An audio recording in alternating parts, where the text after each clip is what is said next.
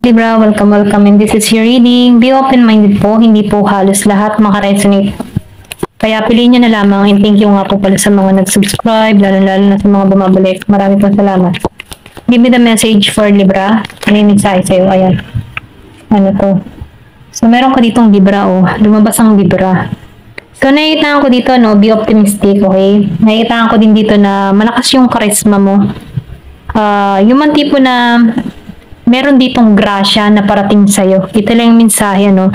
Kaya mong i-balance yung sitwasyon mo, okay?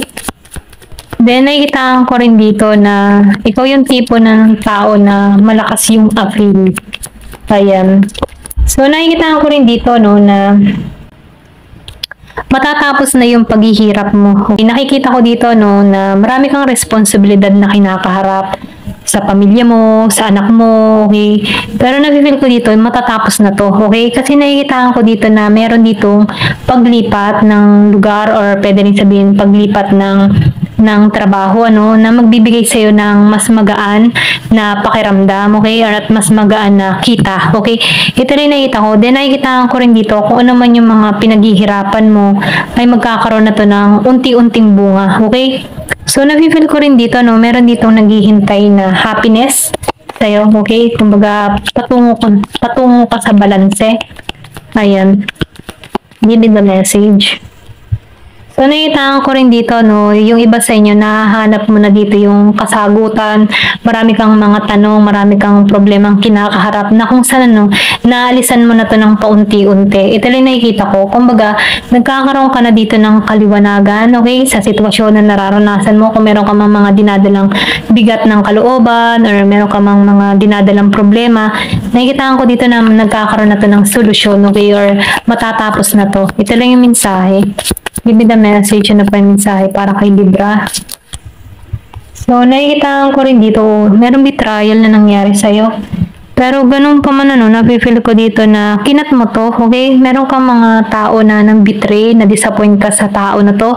Kung meron kang kariling dito na Gemini, Aquarius, and Libra, meron tong ginawang panloko sa'yo, okay? Na kinasama ng kalooban mo. Kumbaga, ito'y naging pasakit or pasanin mo, no, responsibilidad mo nun, dahil pwede rin ikaw yung tipo ng tao na single mother, single father, na kung saan, ano, ikaw lang yung nagtatrabaho, ikaw yung naging ama't ina dito. Ito rin nakikita ko, pero ganun pa man, ano, meron ka ditong tao na irresponsable, pero nafe-feel ko dito, kinat mo to, tinanggal mo to. So, nakikita ko rin dito, no, na ibangon mong muli yung sarili mo, okay, sa pagkalugmok. Give me the message. So, nakikita ko rin dito, no, meron ditong patungo sa'yo, okay, bagong magmamahal dun sa iba. Ito lang yung nafe-feel ko. Or pwede rin sabihin na mahal mo pa rin tong taon na betray sa'yo, okay?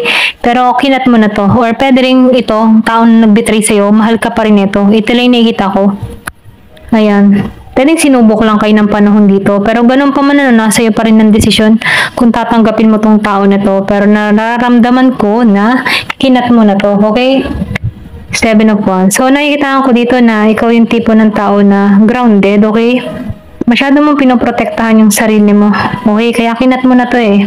Handa ka dito. Pwedeng asawa mo na to. May anak kayo ng tao na to. May nahuli ka dito. Tinanggalan mo to, okay? Pero ganun pa man, minahal mo to. Kaya lang, dahil may betrayal na nangyari dito, nagiging kang grounded dito, nagiging kang maingat. Hindi mo to pinapapasok sa buhay mo. Ito rin nakikita ko. Yung matibong kahit ang may message siya, dead ma lang, ganyan. Okay, ito lang yung nafe-feel ko. So, meron ka dito, inaalisan, tinatanggalan. Nagkaroon ka na dito ng kaliwanagan.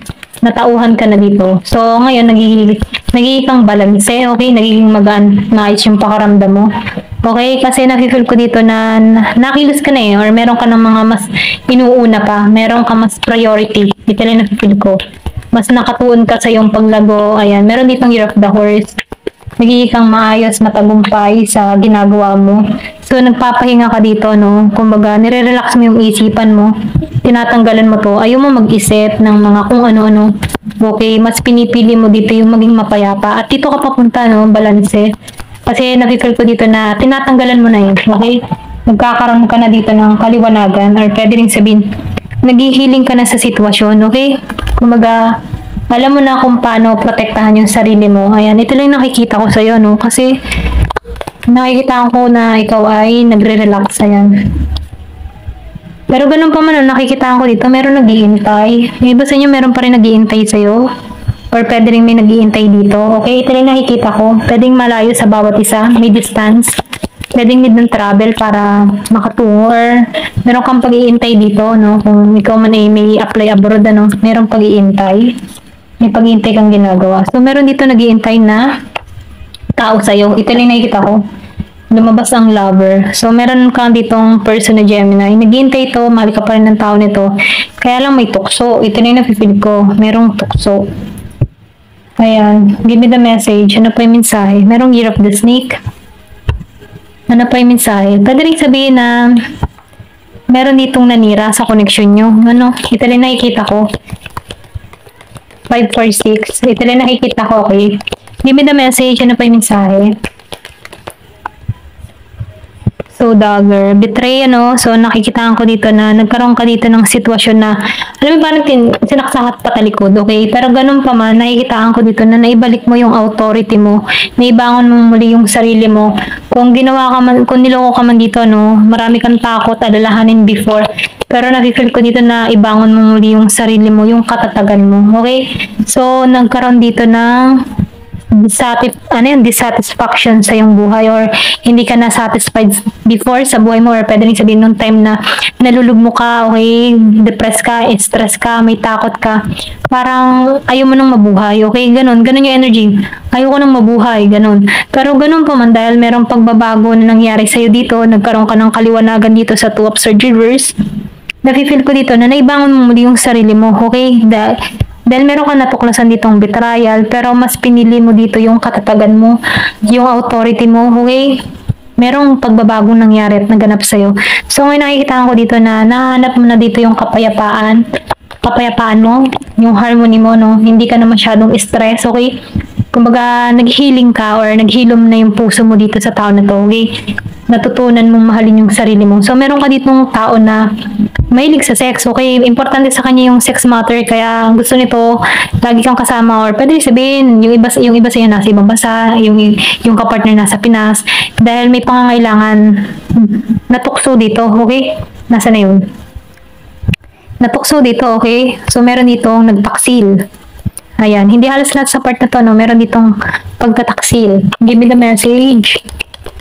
Merong Year of the Rabbit. Kumbaga, itong tao nito mahilig sa sexual, okay? May addict sa ganun. So, meron ditong natukso, ayan. So, nakita ko dito, Year of Self-Delusion. So, ikaw na ang makakasagot nito, no? Kumbaga, ikaw na rin ang, kumbaga, kilala mo yung sarili mo, no? Kung ikaw na rin yung magkocontrol para sa sarili mo. Okay? Huwag kang magpaloko or huwag kang yung paniwalaan yung sarili mo na okay pang lahat kahit kitang-kita mo na naniloloko ka or sinasaktan ka, no? Kumbaga, ikaw na mismo yung tutulong sa sarili mo para makaiwas sa ganitong sitwasyon, ano? Or pwede rin sabihin na itong tao nito mag-chat sa'yo, ganyan-ganyan, marami siya sabihin sa'yo para makuha ka muli. So, nakikita ko dito, maging maingat ka, okay? Give me the message. So, vacation. So, meron dito magbabakasyon. Bridge. So, nakita ko dito, tagumpay ka, okay? Ma-overcome mo lahat ng problema ang kinaharap mo. Or pwede sabihin na, overcome mo na to ngayon, ano? Ito lang napipil ko sa'yo. So, may tagumpay na naghihintay sa'yo. Lahat ng mga nangyari sa'yo ay nalampasan mo, okay?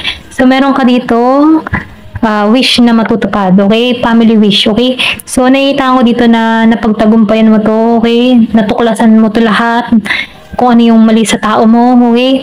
Inalis ka dito at nagtatagumpay ka dito kasi wala ka ng sakit ng ulo, okay? Ito lang nakikita ko, ayan. Thank you for watching. Love and peace.